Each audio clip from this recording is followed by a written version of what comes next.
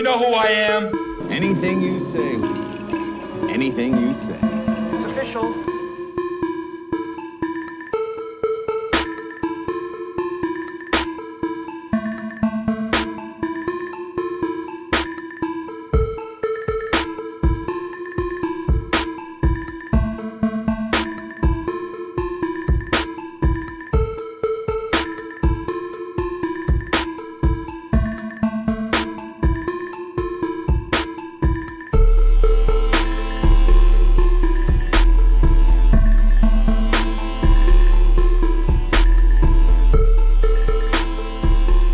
What's up, YouTube? It's your boy Thomas back again with another rendition of Truth Be Told.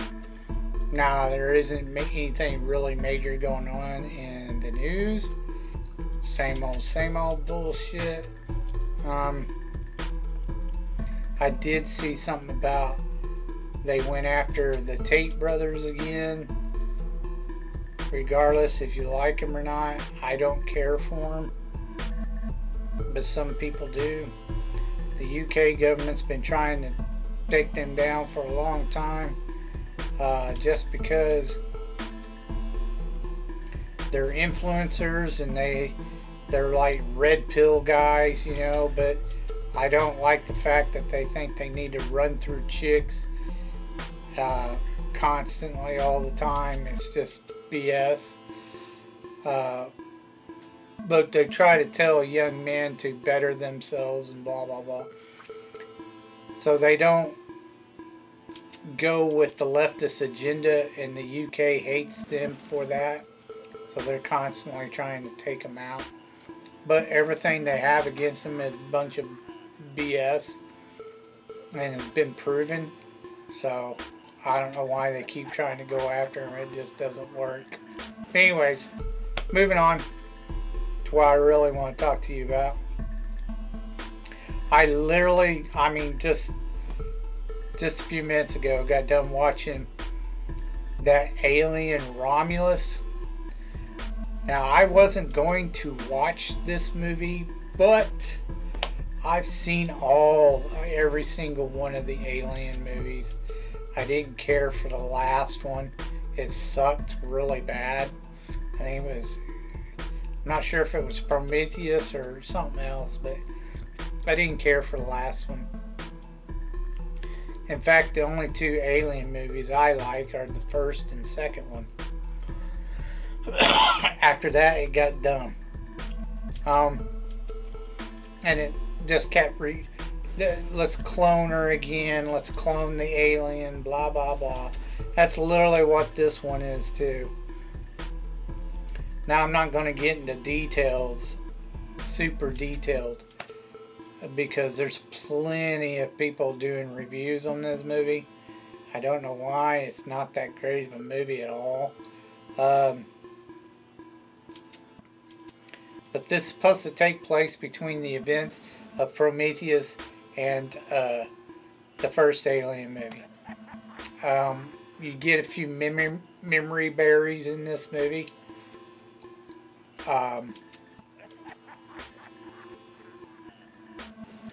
You basically have a bunch of Gen Zers. You know who I am? Who, I mean, these are kids, and they want to get off this planet. They don't like it. They have a ship to get off the planet, but the problem is, in order to travel long distances between solar systems, they have to have cryo tubes, you know, where they can be, you know, frozen until they get to their next destination. So they see a derelict ship, which doesn't turn out to be a ship, turns out to be a space station or something. They decide that there's cryo tubes on that station, so they're going to go get them so they can get out of there, out of the system. They don't like the planet they're on. It's a mining planet, mining colony, and the so-called company, which if you've seen any of the Alien movies, you know who the company is. They run most of the stuff. they control the mining colony and use the people as slaves, pretty much. Anyways, you have the young Ripley, who's not Ripley. It's the best way to describe her. And then she has this android companion, a synth, and he's a black guy, but he doesn't function correctly. So he's kind of like, slow, mentally slow, which makes no sense. But whatever. He's always got to squint his eyes and crap too. It's kind of dumb. But anyways, they get on the station. They find, it's not Bishop, it's the first guy, the first synth from the first movie. They find him and he tells them what the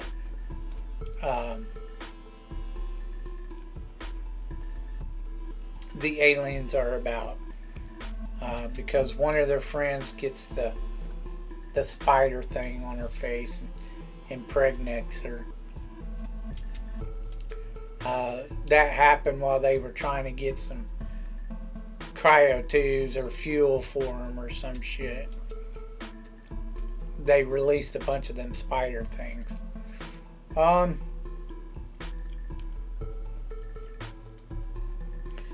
So she, she gives birth to an alien, and then of course one by one they start getting killed off. Until it just comes down to 3 of them. The original android, I can't remember his name, damn it. Anyway, he tells them that he synthesized this new drug that skips a bunch of years of evolution so that humans could become better. So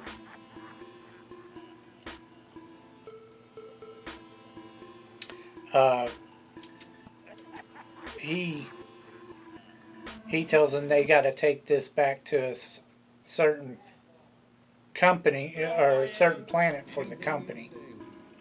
So he does. So they start to get on the ship, and one of the women, she ends up giving birth to like a hybrid of the alien and human, because she was already pregnant. She injected herself with the shit.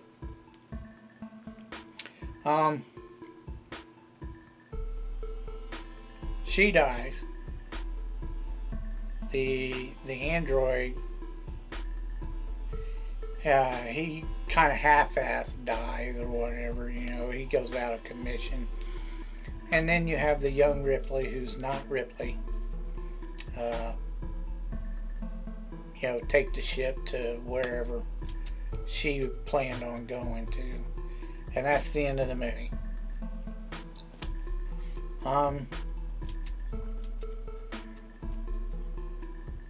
Like I said, a lot of memory berries, a lot of repeated sayings from the first movie. It was okay for a one-time watch. I give thumbs up, thumbs down. It was okay. Wasn't really that great. Let's move on to your B-movie reviews.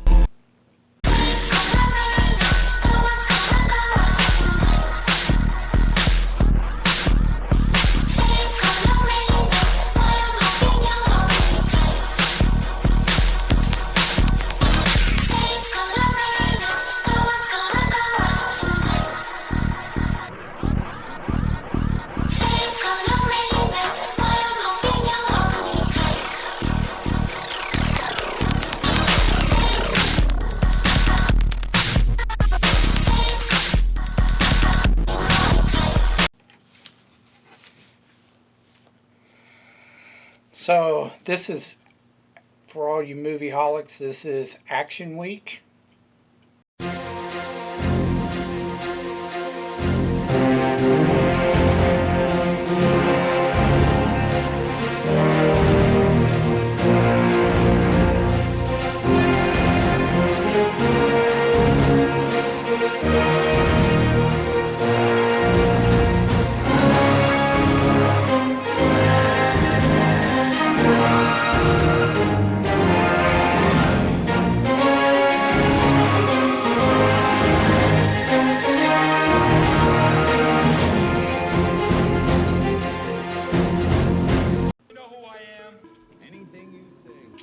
Anything you say. Finishing up on the Bloodfist series. There's still a couple more to go, but I watched Bloodfist 5 and 6. Bloodfist 5 was done in 1994.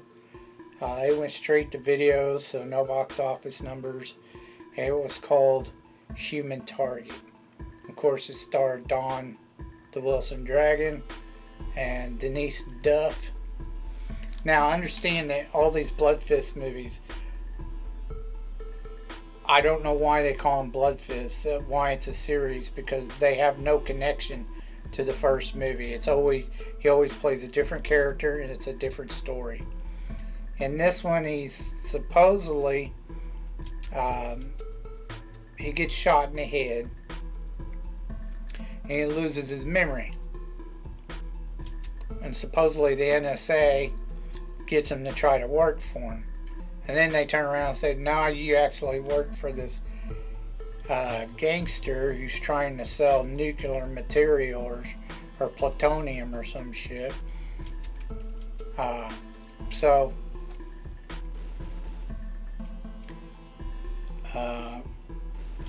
he eventually, and the NSA agents who are supposedly trying to get him to help him, they turn on him as well.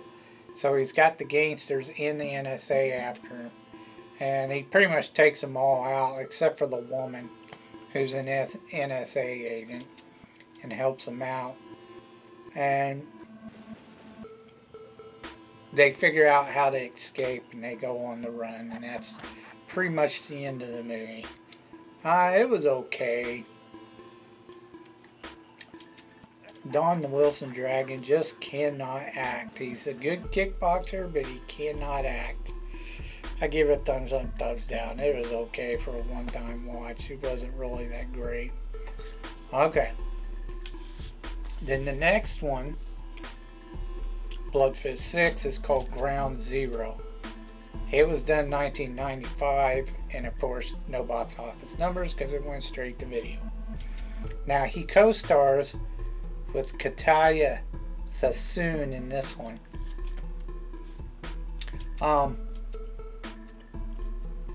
In this one, he plays a sergeant in the military, and some terrorists try to take over a bunker out in the middle of nowhere. And he's got to go in there and infiltrate them. He's a courier, but he ends up having to infiltrate these terrorists that are trying to get nuclear codes to launch these nuclear weapons in this nuclear bunker. He basically goes in there and fights them all until he kills them all, pretty much. That's the gist of the movie, honestly.